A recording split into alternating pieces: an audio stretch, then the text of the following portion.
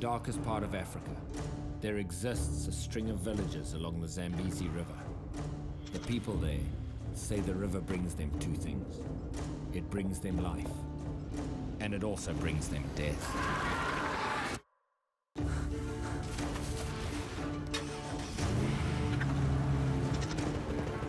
When people and animals collide, things are never simple. In this wildlife-human conflict, I'm often called in to seek out the truth, to find out what's really happening on the front line.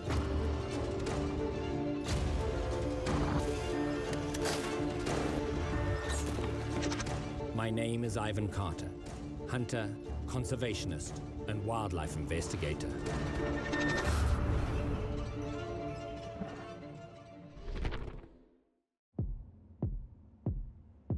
The Zambezi River, synonymous with wildlife, adventure, and mystery. It flows 1,600 miles through Zimbabwe, Zambia, and Mozambique, before draining its murky waters into the East African coast. It's right here where several hundred people go missing every year. Why so many? Why right here? Traveling up the river, I've arrived at Lake Kaborabasa, one of the largest man-made lakes in the world, and home to one of the largest croc populations on the planet. I've been handing out notes to fishermen as I go, in the hopes that people will notify me when there's a disappearance or an attack. After several days of searching, I've received my first response. I've just had a call that somebody from a neighboring village has been taken by a crocodile. I'm not sure any of the details at this stage. I'm just trying to get there before the sun sets. I believe it's this village up here on the corner, I'm not sure.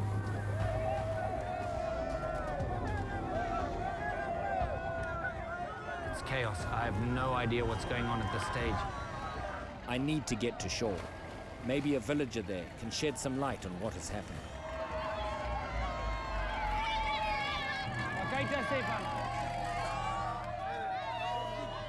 A man says he witnessed the attack.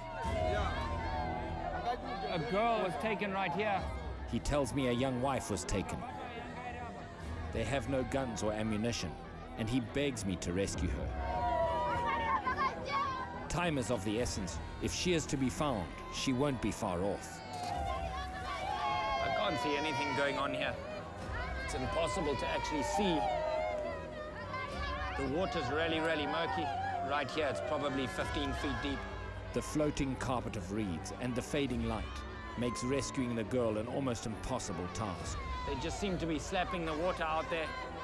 They'll very often slap the water and move around in a frenzy like this to try and scare the crocodile into letting the body go. Sometimes what they'll do is they'll pop up with the victim in their teeth. The boats are dispersing, getting further and further from where the croc is likely to be. There's no order here. I need to get everybody back towards the reeds, closer to the area of the attack.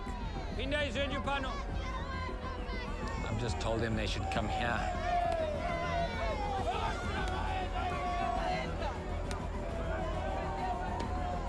With everyone back where the woman was last seen, the search renews in earnest.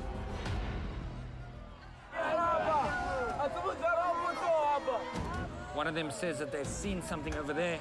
We'll try and see what it is.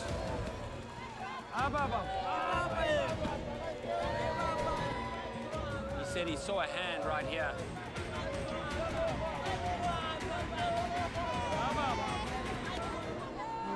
But unfortunately, once again, we've just got this carpet of weed here. And I'm not really sure, to be honest, what he saw, if he saw anything. This guy is her husband, and he's pretty incoherent. It's probably getting on towards an hour now that she's been gone, an hour that she's been underwater. The most chance we have now, truly, is to just recover a body. He says those are her flip-flops that she left in his boat. It's chilling to think. And as I watch the desperation grow in the eyes of her husband and family members, the reality sets in.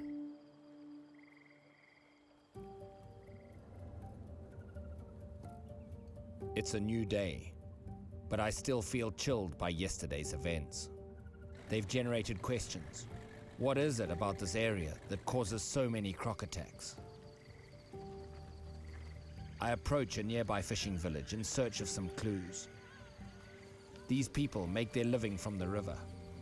I need to find out what they're catching, how they're catching it, and how that relates to the crocodile attacks in the area.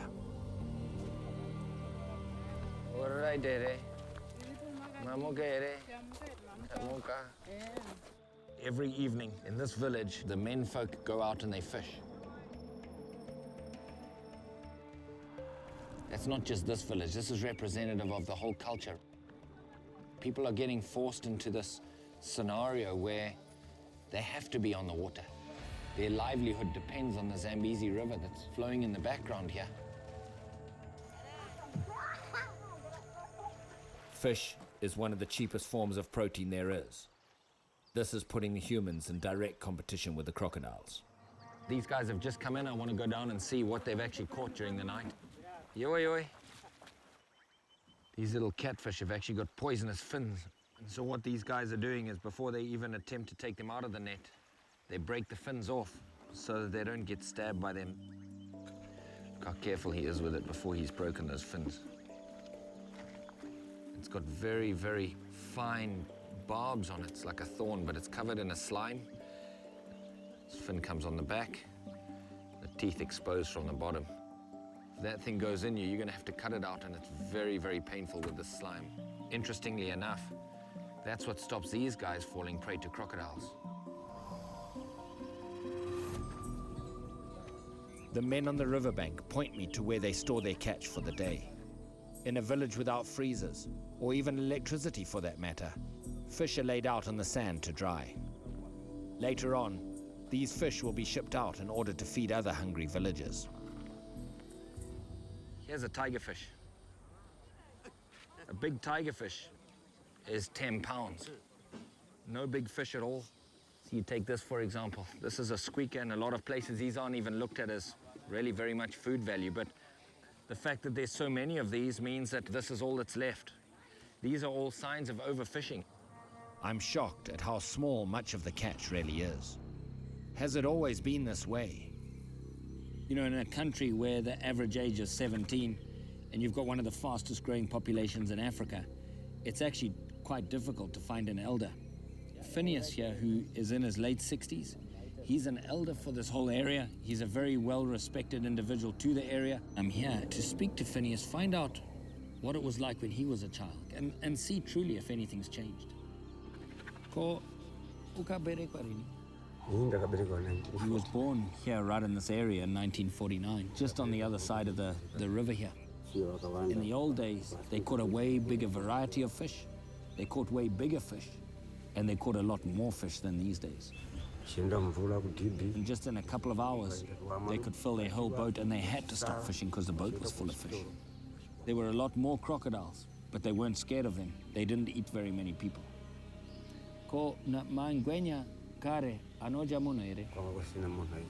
I asked him if long ago the crocodiles ever ate people, and he said not anybody that he knew, but these days, in every village, somebody knows somebody who's been eaten by a crocodile. In the old days, there were more fish and less villagers. Crocodiles were not seen as a problem. Could it be that they're eating so many people simply because there's nothing else? Every single one of these people knows someone that's either been bitten or has disappeared. It's a story that's way bigger than just this village. It's a story of Africa. The wildlife is getting squeezed, and the wildlife in some cases like this is squeezing back. Phineas tells me that he's too old to fish, but he points me towards some men from a nearby village who will take me with them so I can see firsthand what happens out there on the water. If I can go out with these men and see what they're doing, perhaps I can learn a thing or two about what's causing these crocodiles to kill so many people. Well, we've got our dugout canoe all set and ready. We've got about 80 yards worth of net in here. You know, I think this is really the only way that we're going to get to see what these guys are up against. It's pretty black out there. We know there's a lot of crocodiles. So I guess that all that's left is for me to step into this boat and get going. At night, the fish don't see the fishermen's nets. This makes for ideal fishing conditions. Not letting my rifle out of my sight for 1 minute. There we go. But the crocodiles use the darkness as cover. This is the time when they are most likely to attack. Look at that. Good. Right. Low center of gravity, hopefully, means less chance of capsizing. Man, I don't know if I like this. Paddling out to the fishing grounds. Let me tell you, when you look at how close to the water we are, and knowing that these crocodiles have taken people off a boat, this is quite an experience.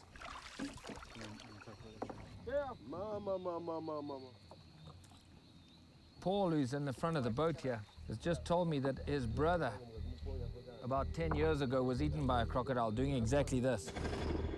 They were fishing. There was no disturbance or sign of any crocodiles in the water.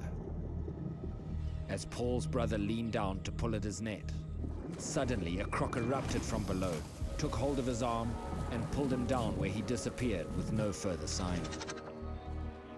This is the perfect time for me to hear a story like that.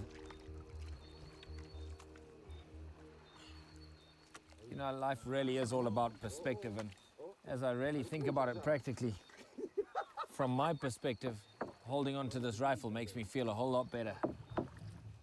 But if a 15-foot croc came and tried to bite the boat or snatch me off the back, I don't know how much good it'll really do. I know that the rifle would be fast enough, but there's no way that I would be fast enough to get the rifle up if a croc did decide to come. I've started to settle into the feeling of this little wobbly boat, but I'm not settling into the feeling of what's in this dark water here. You don't realize how unstable it is. Dugout canoes haven't changed much over the previous 8,000 years. They remain heavy and unstable. These people, however, have grown up in the water, and they rarely capsize. It's a lot harder to balance than it looks. The water and the crocodiles are only 6 inches away. Well, we started pulling the net in. We've got 3 or 4 fish so far. This is the tough part. This is when the crocs are likely to come up to the net to get the fish themselves. Here's another one just coming up into the boat. Another one. That's not making me feel any happier. Banging on the boat like that is to chase away the crocodiles. The men continue to pull in their net and bang on the boat, and I continue to think about what lurks beneath the waters. Crocodilus niloticus, with the ability to grow to over 16 feet in length and weigh in at 2,000 pounds. Fish and wildlife make up the majority of this creature's diet, but in the right circumstances, it's apparent they will also look at man as food. I need to understand what is triggering the attacks and why they seem to be so prevalent. What better place to observe concentrated crocodile behavior than a commercial croc farm? Crocodiles are farmed for meat and for leather. This particular farm is owned by the Pentolfi family, a family who for the last 30 years has been on the front line of crocodile farming and conservation. Our challenge is to try and keep them as full and as happy as possible, and prevent them from competing for food. Yeah.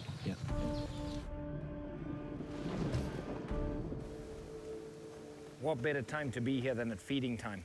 What I've already observed is, as the containers of croc food arrive, these crocodiles are programmed to come and start thinking about food. They've just seen and heard the wheelbarrow coming. We're going to watch these guys feeding and just see how these crocodiles react to them getting in the pen with a bucket full of croc food. They've seen things that they associate with food, and already their behavior is incredibly different. Here we go.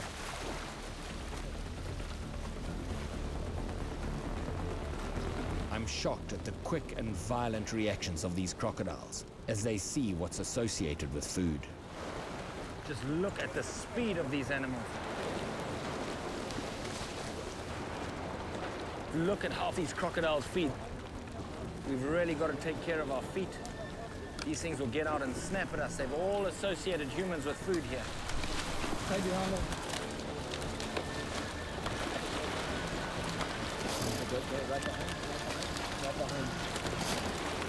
Cameraman's stuck right now with a bunch of crocodiles in a feeding frenzy. And this is explaining how important the association with the source of food is to a crocodile. Banging on the boat. While the fishermen believe this is scaring the crocs, could they in fact be ringing their own dinner bell? My suspicion is that night after night, the crocs have learned to associate the banging with dinner. If the association is a blue plastic container, they're going to react to that. If the association is a dugout canoe full of nets, they're going to associate that. This tells me a lot.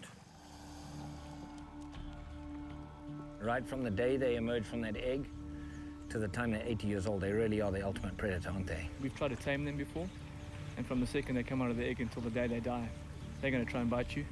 They're never going to be a tame animal. Not going to change them, The puzzle is coming together. We have observed their reaction to specific stimuli they associate with food. But these little crocs are not man-eaters. I need to see how the bigger crocs, the smarter crocs, react. Relatively speaking, crocs grow more than any other land animal on the planet. They start life at just 3 to 4 ounces, and over the course of 60 to 80 years, they can grow to a weight of a metric ton. But what changes are there, if any, in their behavior? We are walking into this pen that's probably got close to 100 crocs in here, some of which are in the 14 or even 15-foot range. It's pretty nerve-wracking walking through here with a whole container full of meat. Crocodiles are finely tuned killing machines, but not necessarily man-killing machines. They are attracted to and react to disturbances in the water, often indicating an animal in distress. Got a lot of crocodiles starting to ease their way in here. All of these heads are starting to point in this direction.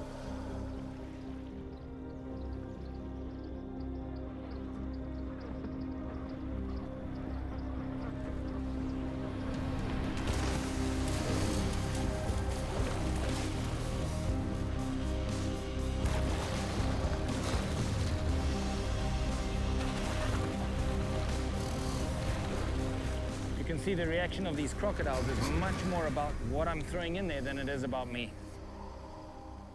Even these big crocodiles are reacting to the stimulus that they associate with food.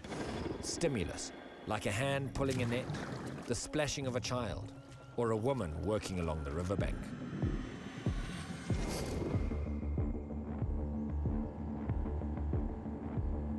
I learned a lot here about croc behavior. Now I'm headed upriver to speak to a man who has a terrifying story. His name is Joseph.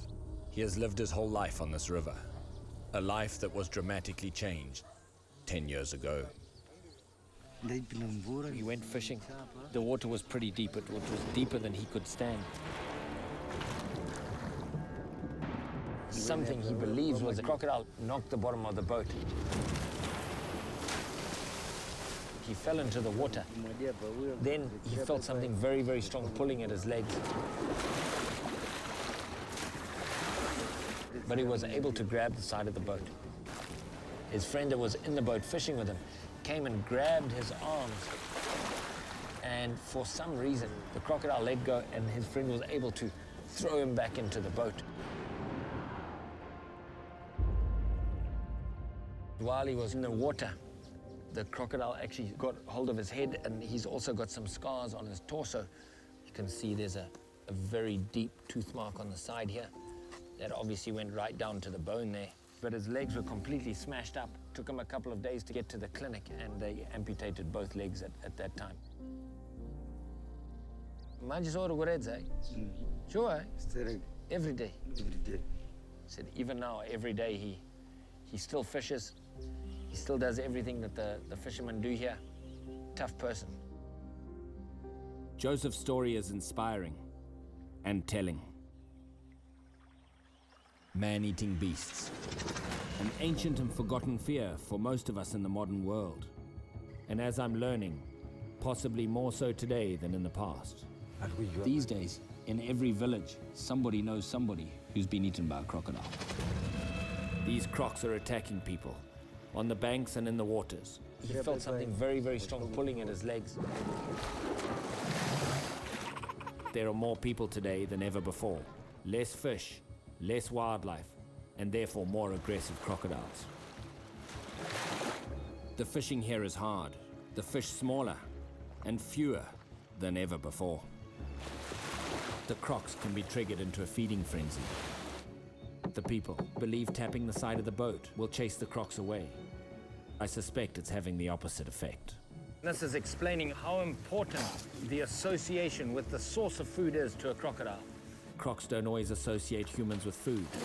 They do, however, associate food with humans. More villagers tell me stories of losing friends and loved ones to croc attacks. All of them want justice. They say that they have no ability to kill the crocs on their own, that asking for military assistance is their only option. An option that involves gunboats and mass cullings along the river's edge where the crocs live and breed. To indiscriminately kill hundreds of crocodiles for simply doing what they're perfectly designed to do, surely will make the species the victim. There must be an alternative solution. Before taking a course of action, I need to gather some more information. Where are these crocodiles during the day? So what we're going to do now is we're going to get up in the aeroplane. We've identified several incidents along this one stretch of river, and the very best way to identify where the crocodile might be is from the air. The crocodiles are cold-blooded, which means that after they've eaten something, they are going to go and lie out in the sun to digest. So with a bit of luck from the air, we'll get a good view of where they are.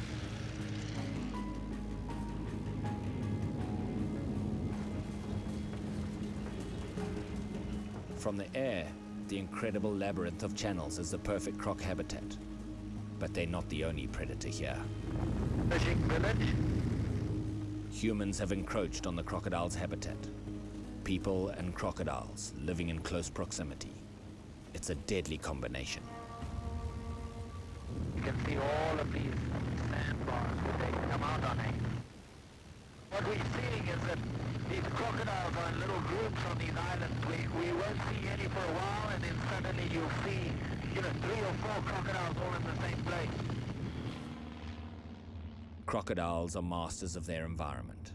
They blend perfectly with their surroundings and are almost impossible to find. Their reptilian makeup, however, dictates that they need direct sunlight.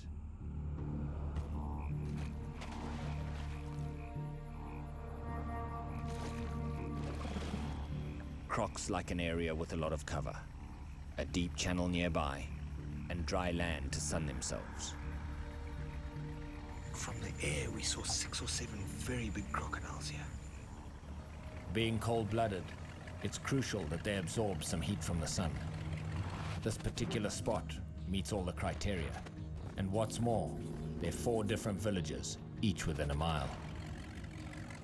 Pretty sinister cruising slowly into a bay like this, where you've just seen so many big crocs.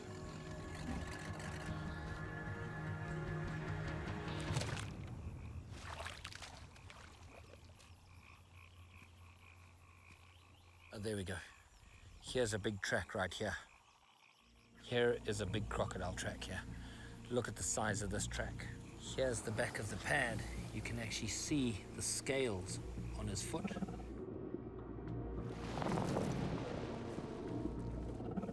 These are where his claws have dug in. So from his longest toe, that's about 12 inches on that back foot. This is a large crocodile, and he's not very far from here. These animals really are the perfect design. They can stay under the water for over an hour, very sensitive to smell. They see incredibly well, and they've also got fantastic hearing.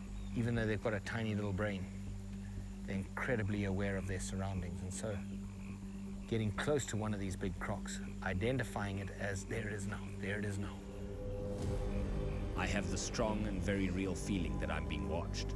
Am I, in fact, being seen as something's next meal? As darkness falls, we receive word that a funeral for a fisherman, recently taken by a croc, will occur tonight. In the West, we mourn death. Here, it is a celebration of life. Even though this is just a pinprick on the face of the globe, to these people, this is their whole world. This is a celebration of the life of a fisherman. The Zambezi River was his life, as it was his death.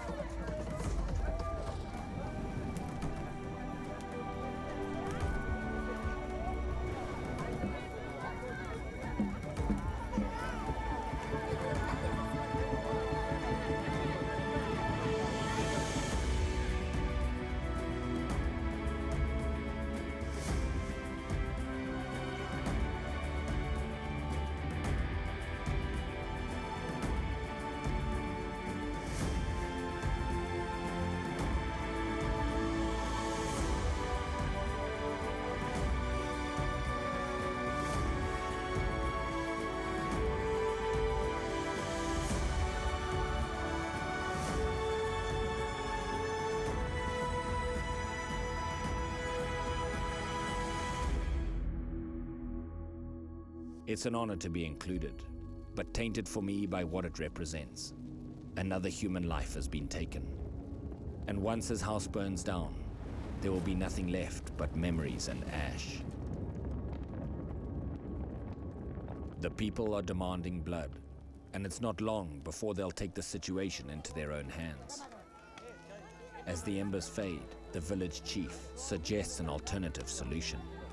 If I kill a crocodile, just one, then the people may be satisfied. This could prevent them from requesting military assistance. I'm unsure. However, the military cannot be the solution here. If I can take this one crocodile, perhaps it will buy the population more time.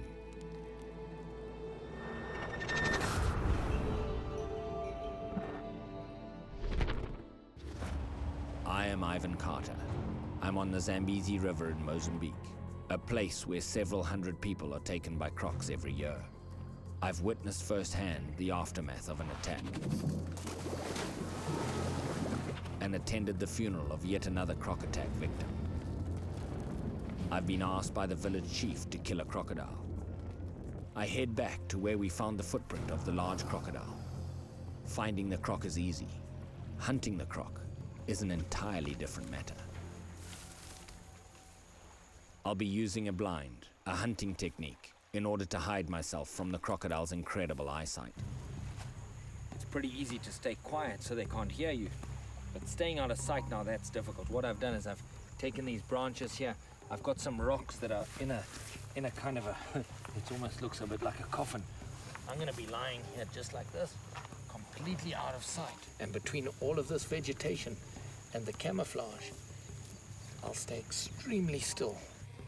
From right here, this thing looks good, but the most important thing is what does it look like from a crocodile's perspective? This crocodile's gonna lie right here like this. I can see my blind on the right-hand side. I'll bring a few extra leaves and just break up the outline of the horizon there a little bit. From here, any little tiny movement, they'll pick it up. All we need now is a crocodile. As the sun rises, I make some last-minute fixes to my blind and prepare my equipment. This bullet is not going to expand all the way. It's going to expand about halfway, and it's going to open into a mushroom. Just what I need for a big, heavy-boned animal like a man-eating crocodile. Making an accurate shot is also about having the perfect setup and being comfortable as you shoot. All right, this couldn't be a lot better. I've got a Nosler 458. I've got a variable power Trijicon scope on top. The stakes are relatively high with a shot on a croc, and so choosing the right equipment is very, very important, and I believe this combination is absolutely up to it. Now I've got to see if I am.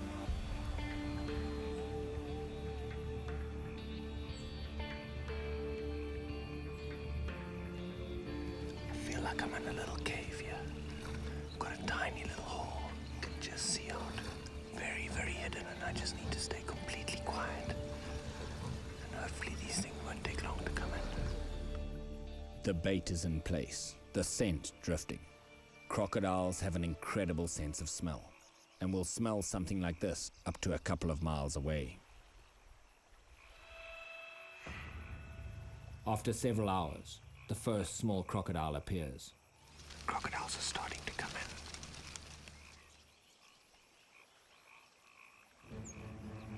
The small one's just coming to start feeding. Hopefully as soon as he starts eating, the others will come in. You can see another one drifting out there in the current. What I'm hoping is that as soon as this crocodile starts to feed, that the others will come in.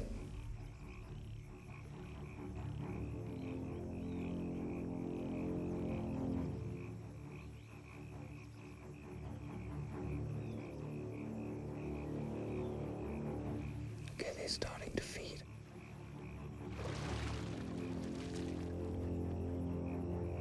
Now that the feeding has started, there's a whole bunch more coming in through the mouth of the bay. They're just cruising in here at high speed. Within seconds of the first splash, the area that was just minutes before devoid of life literally becomes alive with crocodiles. The frenzy has begun. I now face a very difficult decision. Carter's War would like to thank the following people and organizations. Without their help, this program would not be possible. They're all moving around way too much now to make an accurate shot. The frenzy, both spectacular and terrifying, as these super predators tear and roll, exactly mirroring the behavior I observed in captivity. It's also this behavior that has ended many people's lives in this area.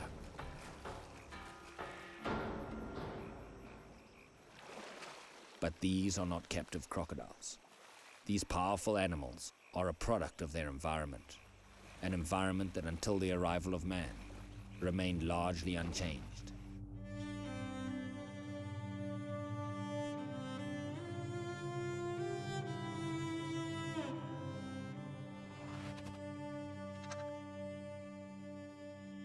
To what degree can we hold them responsible for acting on their natural impulses?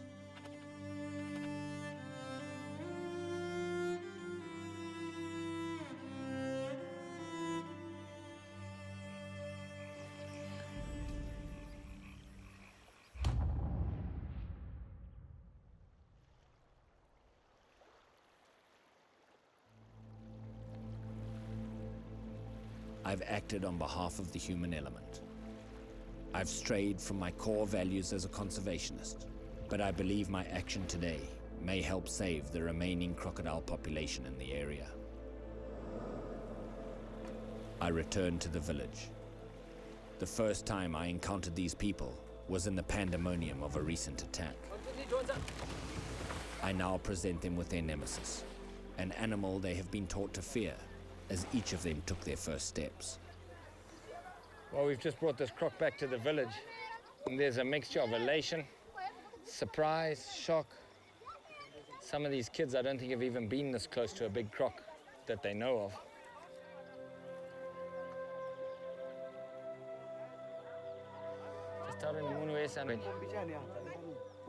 I watch quietly as Joseph, who has heard the commotion, comes over and looks into the jaws of the very animal that changed his life.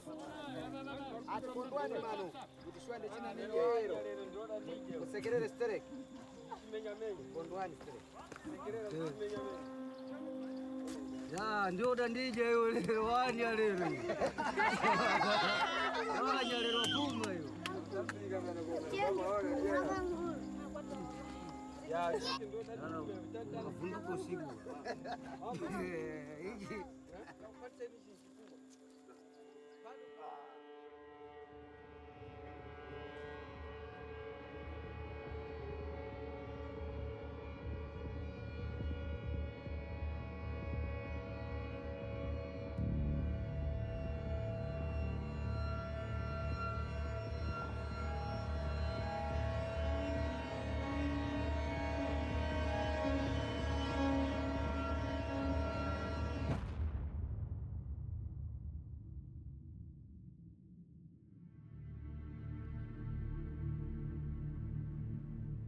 Well, we're just gonna turn this crocodile over and open him up. The locals dictate that I must open the crocodile. They want to be sure that this was a man-eater. Something I have seen before and have no desire to repeat. But I owe them this.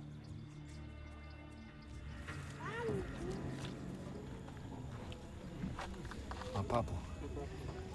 A pair of lungs. I can't even describe the smell.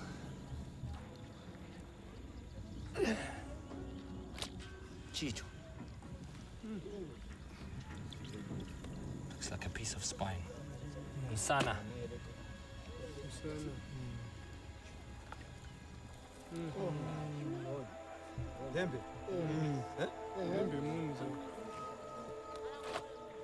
Just the remains that are coming out of here. Here's a piece of net. Shirt.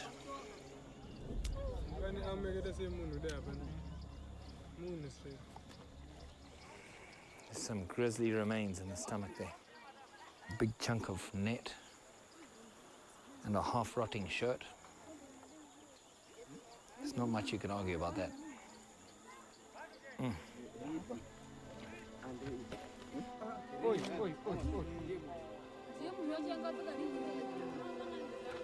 Look how shiny this bangle is in the stomach acids. You know, look at these remains and you realize that taking a crocodile like this out of the ecosystem potentially saves some of these kids that are here.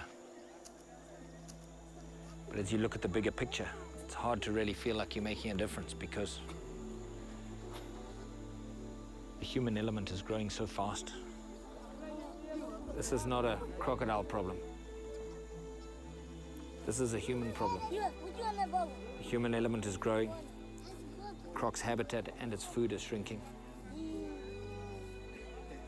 And anytime there's conflict between humans and wildlife, the wildlife loses. The killing of one crocodile is not the answer to end the human deaths in these villages.